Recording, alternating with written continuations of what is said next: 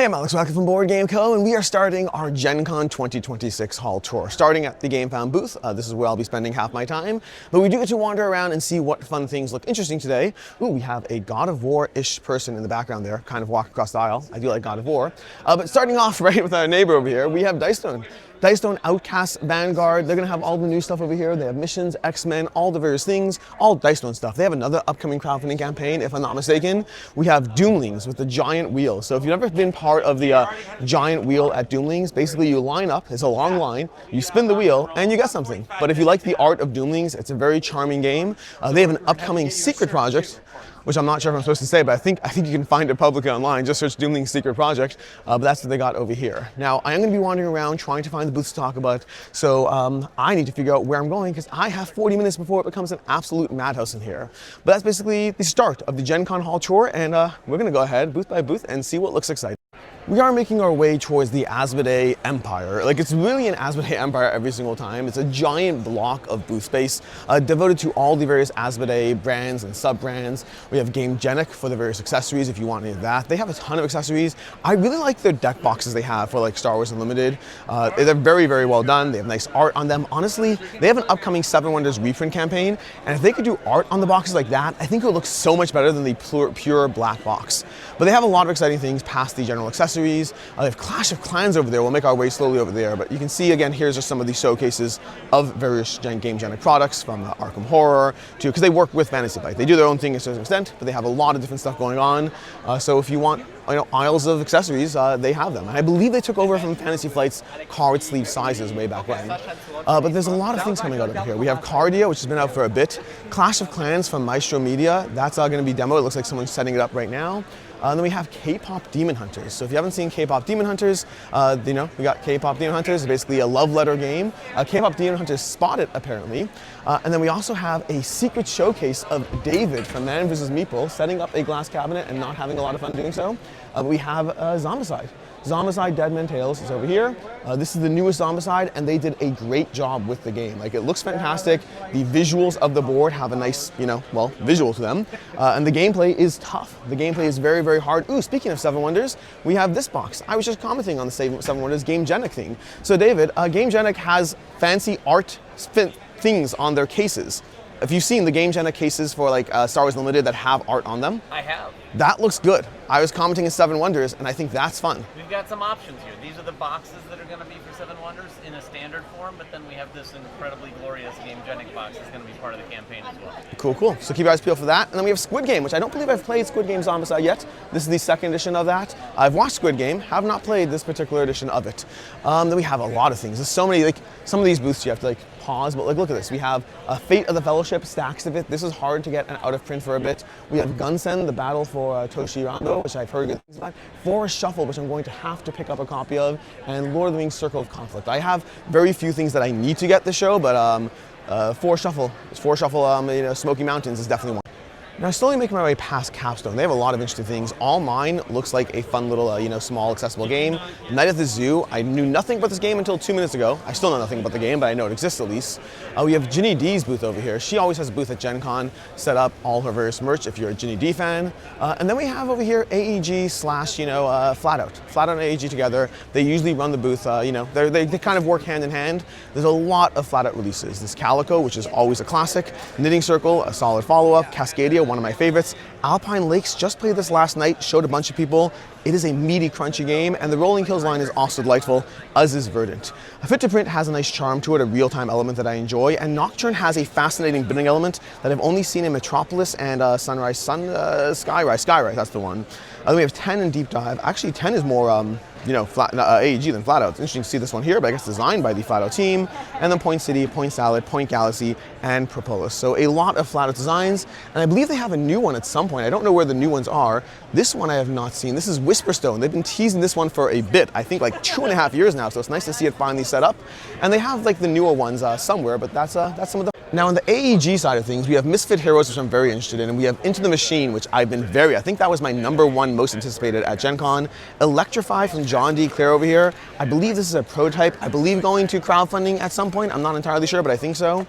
Into the Machine, again, the art looks fantastic. I have not played this in 3 years. It's been a long time, but I'm very excited for it. Misfit Hero setup over here, and then here's the Alpine Lakes as well. So that's kind of a little bit of what's going on. A lot of overlap. They have Cascadia Jr. on the side, but the same. Making my way over to Pandasaurus right now. They have a new game they literally just sent to me. I'm pretty sure it's Pandasaurus. Yes, it is Pandasaurus. I wasn't certain. But they have Hacienda, a new printing of that. Kingdom Crossing, which I have a review going up for that one shortly if you're interested in that. The new Machikoro, and then Greyloon, which I'm halfway through the rules on Greyloon. Apparently this is the first game from the designer of Kalis, since Kalis, I believe. Someone told me that, so if I'm wrong, blame the somebody. The new expansion for Shackleton Base, that one I still haven't played, unfortunately. And then Gula Gulo, the new printing of this one as well, as well as Orichalcum. Oh my gosh, that's been out for a bit now, but like it's good to see it in the wild over here. But yeah, that's kind of like a little bit what's going on over at Pandasaurus. They have some really solid games. I'm looking. They have Haunted House. Fun fact about Haunted House. Haunted House over here is the best game you can ever get if you have cats. I have 3 cats. They are all obsessed with this game. It's a little unhinged. There's like 3 boxes that Marble's shooting into. I cannot play the game with the cats. They charge after not Marble's, dice. You're rolling dice into these holes, and the dice go absolutely bonkers for them. The cats go absolutely bonkers for them. So if you want a cat toy, highly recommend. If you're looking for a cheaper version of rolling dice, not called rolling dice, called something else, that's also another one worth checking out. Speaking of reviews I have going up soon, we have Six Sojourns over at Red Raven. This is easily my favorite game from them. They have the new retail edition. Honestly, if you can somehow get it, I do recommend getting the big box, like deluxe version. I don't know if they even have it here. It does look, no, I'm not sure. They may or may not, but find it somewhere, I guess. But they have a lot of other things above and below over here. We have Sleeping Gods, which is obviously a classic. Song of Silveranth is going to be the new upcoming one, so like learn more about that. It's not yet available, but you can see more about it. But yeah, they have delightful art, amazing world building, and in the case of Six Sojourns and Creature Caravans, which are my 2 favorite from them personally, fantastic. And now we're at Bezier, which they have Zombie Princess, and they have Officer on Charge. Back away now, back away. This is a place for people who buy games.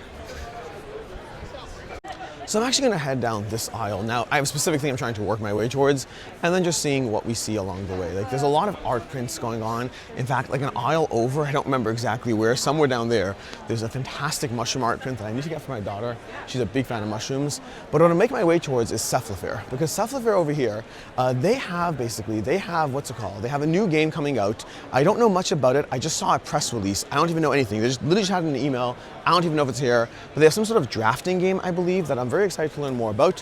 But obviously this is Cephalofair with all their Gloomhaven, and they have the new Gloomhaven pub crawlers over here, the smaller expansion version to Buttons and Bugs, and then obviously Gloomhaven, Frosthaven, 2nd edition, all the various things you'd expect to see. So if you're a fan of Cephalofair, they're still putting out Gloomhaven theme stuff. Again, the draft one I'm excited for, I just don't know.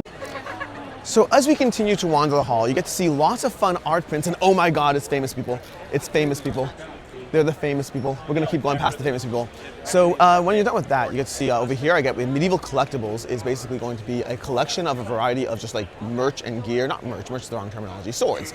The word I'm looking for is swords. Lots of swords, lots of weapons, lots of amazing things that, like, if you're into cosplay of any kind, LARPing, all that stuff, or just giant metal breastplates. Oh my gosh, I cannot imagine how much these cost. Let's see how much some of these things cost. That looks like $599 for that. So if you have a budget and you want a metal breastplate, they got you covered. Over at Restoration, they have the new Thunder Road Ignition, which is meant to be more of a gateway jump into the world of Thunder Road if you want to try Thunder Road at a lower price point. And then on the cooler side, over here, it looks like we have King's Gambit set up right now. So this is the first look we're getting to see of King's Gambit. It's got gorgeous miniatures, amazing table presence over here. If you're interested in the Queen's Gambit, but rethemed to like Lord of the Rings, this is the new thing coming up from Restoration Games. I believe later this year, but looks absolutely. I'm hitting that point in every hall tour where I'm realizing that I have 10 minutes left to get all the footage I need, and that's not going to work, unfortunately. So I'm just going to keep walking and talking and figure out what I can do, trying to show as much as I possibly can. Over here we have Horrible Guild with the Queen's Dilemma, Railway Tiles, Rocking Raft, which I don't know anything about this one. Carnivore Did It is a charming fun time. Highly recommend that one if you're looking for a clever, fun puzzle to solve.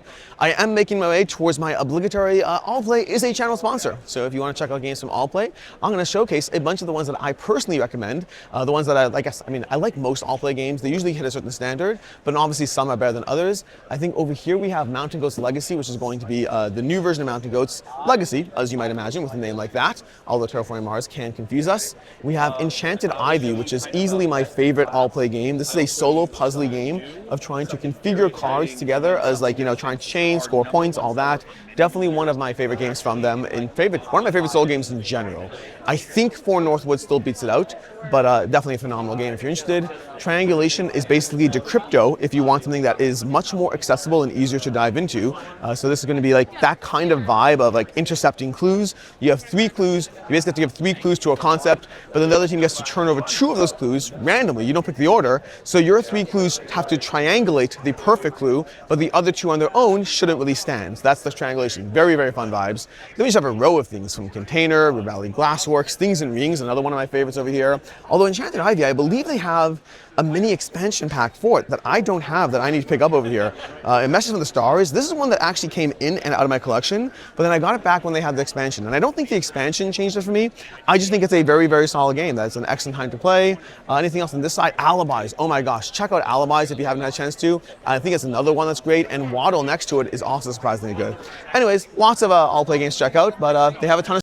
So at Keymaster, they have Hanami over here. This is on crowdfunding. This is basically the redone version of Samurai, but with a charming theme, amazing components. If you've ever shied away from Samurai for any reason, this is a great time to jump back in. It's a fascinating one. Like I'll talk more about it soon. But outside of that, they have Parks. They have Parks Europe currently on crowdfunding as we speak. Although when you watch this video, I think it's still on crowdfunding. I believe it's on back, if I'm not mistaken. That's what we have over here, which means we're going to make our way over to Pegasus Spill, because Pegasus Spill has Civolution, which is a Stefanfeld game that I really enjoyed, but not as much as I wanted to. Like I wanted to like it more. I found I always wanted to get more done in the game than I was actually able to. Ooh, they have this. This is fascinating. They have these little table cover things, which is a great way to showcase a game while keeping things pristine. That's wine and cheese. We have Birdie over here. Components for Civilization. You cannot possibly set that up underneath that. And they have Beast. Beast is a fantastic game. The Great Hunt. We're going to keep going around over here and see what we can get our hands on. We have, the Hidden Game. This one I don't know anything about. Deckers. Deckers is a new version of an older game. Bomb Busters is a classic. That one got to Spill the Stars, I believe. We have the new Dorfromantic, Light Luggage. Boss Fight is QR, which they announced an expansion. This game is so much fun. Highly recommend it. I need to get a review in, but I'm only like 8 games in. I need to finish the game before I can review it. And then Lightspeed Arena, Wolf Moon, just a solid lineup of games. This is the new expansion, Jungle Fever expansion for Boss Fight is QR. I believe it's standalone, but I'm not sure. Don't take my word for that at all. We'll find out more about that later. I think this might be the final take I get at this point. I don't know how much content I got, but it's never enough. It's never enough time. But we are by Devir over here. Devir has a lot of things that I'm interested in. 7 Seal has been getting good buzz overall. One Round is one that I've heard a lot of content creators talking about. Over here is kind of like a figuring out the sequence between where things are. I love word association games like this, so this is definitely one on my radar. Orlov is like the hotness from Essen last year and still seems to be like hard enough to get that it's still popular enough. But we have Rock Band, Cities, just a lot of things over here. But this is Devir. They always put out a bunch of things. They're really crossing the categories from like lightweight, medium weight, heavyweight, all kinds of box sizes. Definitely check out, again, One Round I'm going to try. I'll let you know my thoughts on that. The halls have opened officially at this point, which means it is done and over. I'm going to do one last walk. I saw the Ivy Studios banner. I want to make my way towards there. Although honestly, the Ivy Studios side room is probably where it's at. Maybe, you know what? Maybe what I'll do is I will try to find, I might try to do a tour of the hall separately from this video. Maybe I'll bundle it together, maybe not, I don't know, because I can do all the side rooms I'm realizing. I can pull out my camera, do a little walk and talk in different side rooms, because there's a lot. There's CG, there's Ivy Studios, there's Van Ryder. There's a ton of side room stuff that are really a great showcase of what various booths have to offer. But I'll make my way over to IV, because IV, they just announced the new Tend expansions. Tend is a game I've really turned on. I was more medium on it when I originally did the crowdfunding campaign, but having played it like 7 times in the past week, I kid you not. I played it once solo, a bunch of times with my daughter, a bunch of times as a game group. It has become one of my most played games. Like, I want to say, if I'm thinking of games that are over an hour, It's possibly one of my most played games this year. It's amongst the top 10 for sure. But they have Factious Sky, they have Mythic Mischief, which is always my favorite, still to this date. But then they have Tend. Tend over here is just a solid time. They have the new Realm of Reckoning came out. They have their massive Ivy Studios booth, although it looks like the structure is different. It looks like they're using more as a storage this year, as opposed to, the main tour area. But anyways, I'm going to go ahead and say that this is the end of the hall tour. There might be more footage after this video. It really just comes down to how I handle this. So either this is the end, in which case, having a good one, and until next time, or alternatively, we'll be showcasing you more things very shortly. I don't know which one we'll be doing.